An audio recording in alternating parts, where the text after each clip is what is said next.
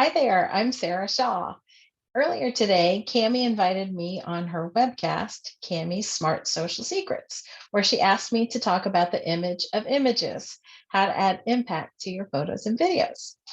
And I had, during that broadcast, more tips than we had time. So I'm going to record all the video tips here in an extended video. And if you want to see the photo tips, you can see them on Cami's broadcast. I made a bit.ly link, so bit.ly Cami Smart Social Secrets. I'll hold it here for a second so you can take a screenshot if you want.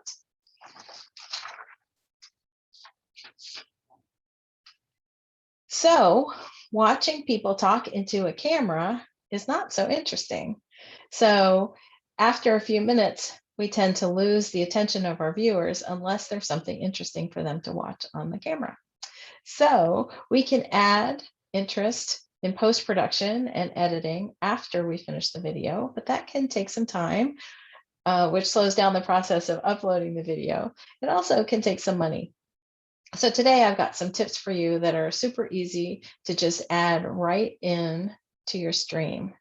And live streams, we don't have the luxury of doing any editing. So all these tips will work there too. Okay, so in Cami's broadcast, we were getting ready for social media breakfast visit to the Houston Arboretum. So all my examples today are going to relate to that event, but they can apply generally to anything that you're doing here on the screen. So here we go. So usually during a video, there's going to be a bar down here that has the person's name and their title. So an easy way to add that is just with a name tag. And you can wear that during your whole broadcast so people know who you are. And you can pre-print this and make it pretty, or you can just handwrite it. Or you can just wear it for a little while and then take it off. So that's what I'm going to do here.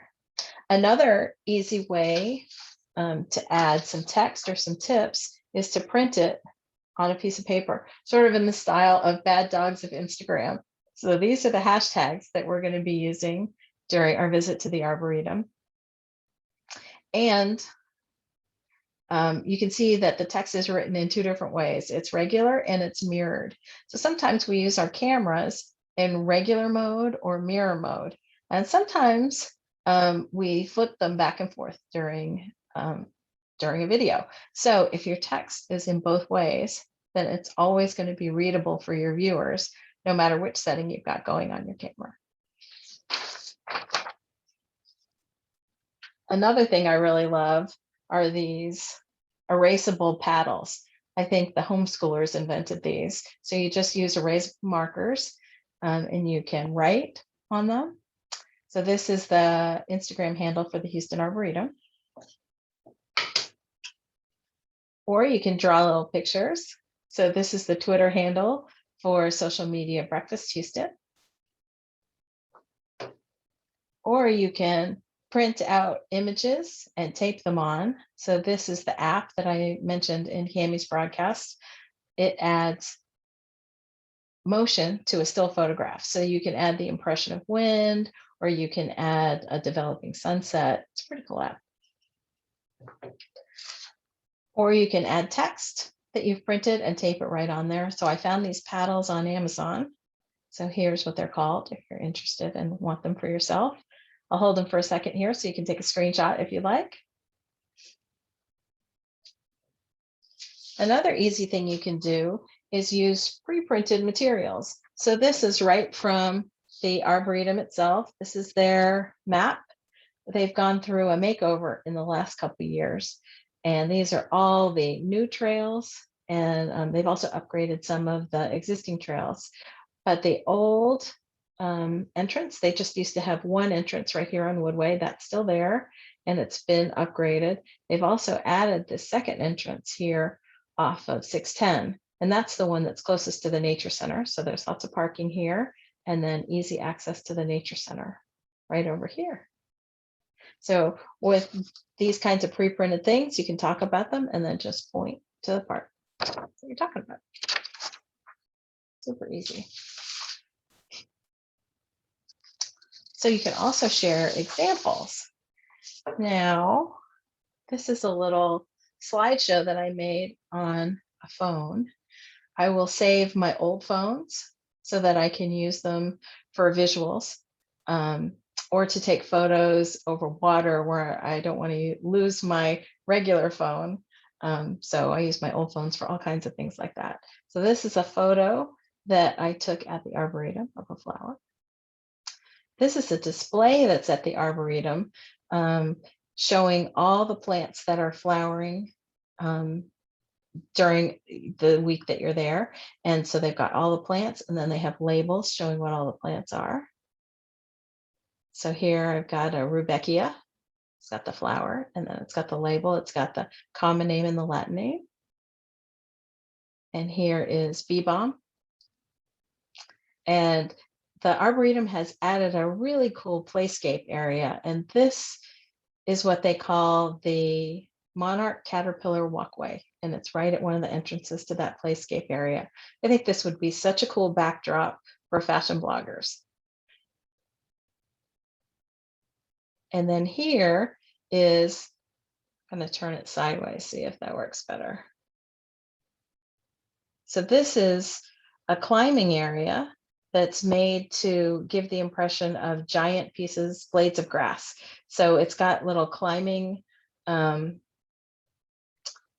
holds on them, so you can climb up them or stand on them or stand in front of them. This is another thing that I think would make a great backdrop for a fashion blogger. I don't think these are being used yet, so I think that they would be pretty unique. So this takes a little bit of practice in order to be able to hold it so that it's visible on screen without showing all of, you can see some of the reflections here. So I had to really adjust my the settings on the phone, the brightness, and then figure out how to hold it so that you could see the image without seeing all the reflections of other things. So that takes a little bit of practice. But it also gives a way that you can show some examples. So another thing that makes a nice difference is props. So most of the time when people use props, they hold the item up to the camera and they wave it around because that's what we do in real life. And it also makes it feel a little bit more interesting and exciting. But the problem is the camera can't focus on it.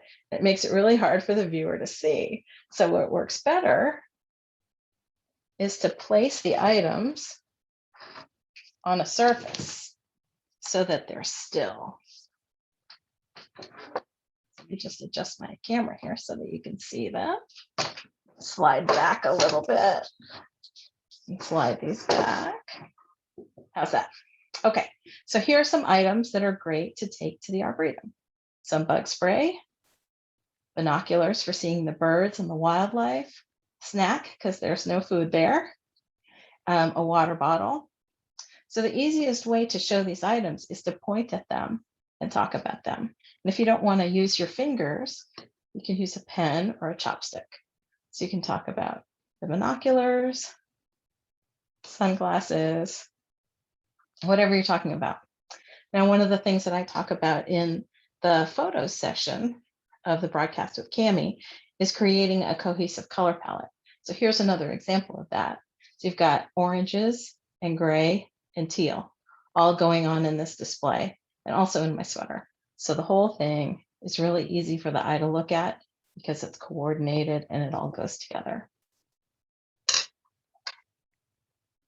Now I put everything here on a tray. That way everything is still and easy and it's all taped down just in case dog knocks into it or I knock into it. But with this tray, you can see it has a 2-inch lip around the bottom.